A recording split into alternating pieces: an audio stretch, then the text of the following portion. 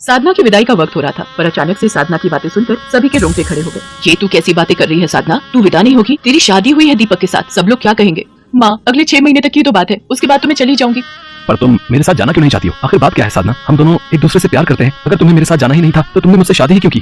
दीपक बेटा, हो सकता है शादी के बाद ससुराल के नाम से घबरा रही हो, कुछ दिन मायके में रहने देते हैं, थोड़ा मन ठीक हो जाएगा तो हम आकर ले जाएंगे। साधना बहू, जब तुम्हारा मन करे तुम मुझे बोल देना, मैं दीपक को तुम्हें लेने भेज दूंगी। दीपक अपने माता पिता के साथ घर वापस लौट आता है।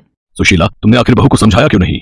बस तुम तो आते से ही शुरू हो गए। अब मुझे एक बात बताओ, ये शादी दीपक ने अपनी मर्जी से की है। अब मैंने लड़की में घुसकर तो नहीं देखा था ना कि उसके मन में क्या चल रहा है। राम जाने वो किसी और को चाहती हो और जबरदस्ती उसने दीपक के साथ शादी कर ली हो। माँ, ऐसा नहीं है। साधना ऐसी लड़की नहीं है, वो मुझे बहुत प्यार करती है, पर इस वक्त वो ऐसा क्यों कर रही है, इस बात को तो मैं भी नहीं समझ पा रहा हूँ। और तू कभी समझ भी नहीं पाएगा, क्योंकि उस गरीब भिखारी लड़की को मैं अपने घर की बहू कभी बनने ही नहीं दूंगी। अब देखना, मैं तेरी शादी अपनी करोड़पति दोस्त वसुंधरा की बेटी जिया से करवाऊंगी। अच्छा हुआ जब साधना कमरे में अकेली थी, उस वक्त सही मौका देखकर मैंने साधना को ससुराल न आने की बात कह दी। साधना बहू, मुझे तुमसे एक बहुत जरूरी बात कहनी है। मैं यही सोच रही थी कि किस तरह मैं तुमसे ये बात कहूँ। बहुत हिम्मत जुटाकर मैं तुम्हारे पास आई हूँ। अगर मैंने तुमसे ये बात अभी नहीं कही तो जिंदगी भर पछताना पड़ेगा। क्या हुआ माँ जी, आप बहुत परेशान दिखाई दे रहे हो? साधना बहू, हमारे पुरोहित जी का कल फोन आया था। उन्होंने मुझसे कहा कि तुम्हारी और दीपक की राशि में ग्रह दोष चल रहा है, इसलिए शादी के बाद अगर 6 महीने से पहले तुम ससुराल आ जाती हो तो दीपक की जान को खतरा है। इसलिए मैं तुमसे विनती करती हूँ कि अभी तुम ससुराल मत आना। मैं जानती हूँ ये बात जो मैं कह रही हूँ उसे पूरा करना तुम्हारे लिए बहुत मुश्किल है। साधना, दीपक हमारा इकलौता बेटा है, उसे कुछ हो गया तो हम जिंदा नहीं रह पाएंगे। मैं ये बात तुमसे अकेले में इसलिए कह रही हूँ क्योंकि मैं जानती हूँ दीपक इन सब बातों पर विश्वास नहीं करेगा, इसलिए ये बात तुम्हें सबसे छुपानी होगी और कोई बहाना करके ससुराल जाने से मना करना होगा। नहीं नहीं माँ जी, मेरे पैर मत पकड़िए, मुझे पाप लगेगा। मैं वादा करती हूँ, मैं 6 महीने से पहले ससुराल नहीं आऊंगी। मैं दीपक को मना कर दूंगी। और फिर मेरा तीर सही निशाने पर लग गया। अब मैं दीपक को उस लड़की के लिए इतना भड़का दूंगी कि वो खुद उसे छोड़ने के लिए मजबूर हो जाएगा। ये सारा खेल दीपक की माँ सुशीला ने रचाया था। वो दहेज की लालची औरत थी, इसलिए वो साधना को अपनी बहू के रूप में स्वीकार नहीं करना चाहती थी। बेचारी साधना भोलेपन में आकर इन सब बातों को नहीं समझ पाई और वो लगातार दीपक से इस बात को छुपा रही थी। दीपक साधना को फोन करता था तो वो उसका फोन काट देती थी या फिर काम का बहाना करके फोन रख देती थी। दीपक साधना से मिलने जाता है। आप दोनों बैठकर बात करो, मैं चाय बनाकर लाती हूँ। साधना, आखिर तुम्हें हुआ क्या है? हम दोनों तो एक दूसरे को बहुत प्यार करते हैं, ये हमारी लव मैरिज है। हम दोनों ने एक दूसरे की इच्छा जानकर ही इस शादी के लिए हाँ की थी। शादी के बाद तुमने अचानक साथ चलने से मना कर दिया। मैं तुम्हें फोन करता हूँ, तुम मेरा फोन काट देती हो या फिर कोई काम करने का बहाना कर देती हो। आखिर तुम मुझसे दूर क्यों जा रही हो? अगर तुम्हारे मन में कोई और था तो तुम मुझे शादी के लिए मना कर देती, मैं चुपचाप पीछे हट जाता। दीपक, मैं अभी इस बारे में आपको कुछ नहीं बता सकती।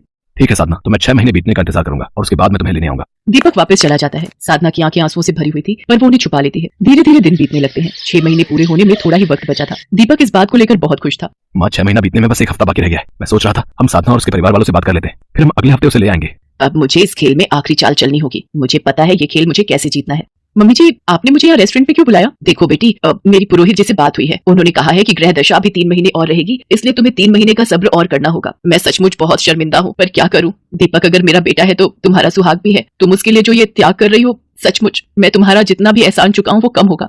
माँ जी, आप चिंता मत कीजिए, मैं 3 महीने का सब्र और कर लूंगी और फिर मुझे तो सारी जिंदगी दीपक के साथ रहना है, तो फिर 3 महीने की तो बात है। सुशीला साधना को मिलकर घर चली जाती है। दीपक साधना की ये बात सुनकर गुस्से में तिलमिला जाता है। देखो साधना, मैंने तुम्हारी बातों पर बहुत विश्वास कर लिया, पर अब मैं तुम्हें लेने नहीं आऊंगा। मेरी जगह तलाक के कागज तुम्हारे घर पहुंचेंगे। दीपक, मेरी बात तो सुनो। दीपक, हेलो हेलो दीपक। साधना, तू ये सब क्यों कर रही है? तू क्यों अपने आप को और दीपक को दुख दे रही है? तू उसे बता क्यों नहीं देती कि तेरे ससुराल ना जाने की असली वजह क्या है? अगर तू कहे तो मैं दीपक से बात करूं। नहीं माँ, भूल कर भी आप ये बात दीपक से मत कहना, मुझे माँ जी ने अपनी कसम दी है। साधना रोती हुई माँ दुर्गा के मंदिर चली जाती है। उधर दीपक की माँ मन ही मन बहुत खुश थी। जो मैं चाहती थी वैसा ही होगा। अब दीपक साधना को तलाक दे देगा, फिर मैं अपनी पसंद की लड़की से इसकी शादी करवा दूंगी। उधर साधना दुर्गा मंदिर में माँ के आगे रोती है। माँ, मैं क्या करूँ? अपने दीपक की जान बचाने के लिए ही मैं ये सब कर रही हूँ। माँ, कोई रास्ता दिखाओ, मैं दीपक के बिना नहीं रह सकती। वो मुझे तलाक देने वाले हैं, मेरी मदद करो माँ। जय माता दी। पुरोहित जी, कैसे हैं आप? बड़े दिनों बाद मंदिर आना हुआ। जय माता दी पंडित जी, वैष्णो देवी गया हुआ था, आज ही आया हूँ। ये तो कुल पुरोहित जी हैं। इन्होंने तो माँ जी को दीपक के बारे में, क्या मैं इनसे एक बार पूछ लूं? शायद ये कोई उपाय बता दें। साधना कुल पुरोहित जी को उनके द्वारा कही बात पूछती है। नहीं बिटिया, मैंने तो सुशीला जी को ऐसी कोई बात नहीं कही। तुम्हारे विवाह के पश्चात तो मैं वैष्णो देवी यात्रा पर निकल गया था, आज ही आया हूँ। और तुम्हारे और दीपक के तो सभी गुण बहुत अच्छे से मिल गए थे। ऐसा कोई दोष तो तुम दोनों की कुंडली में है ही नहीं। क्या फिर माँ जी ने? पुरोहित जी, क्या आप ये बात चलकर मेरी ससुराल में सबके सामने कह सकते हैं? आपकी बहुत मेहरबानी होगी। हाँ हाँ बेटी, मैं तुम्हारे साथ चलता हूँ। साधना के कहने पर पुरोहित जी उसके साथ उसके ससुराल जाते हैं और सारी सच्चाई कहते हैं। इसके पश्चात पुरोहित जी वहाँ से चले जाते हैं। उनके जाने के बाद साधना फूट फूट कर रो पड़ती है। दीपक उसे संभालता है। उसके ससुर भी सुशीला की हरकत से बहुत शर्मिंदा थे।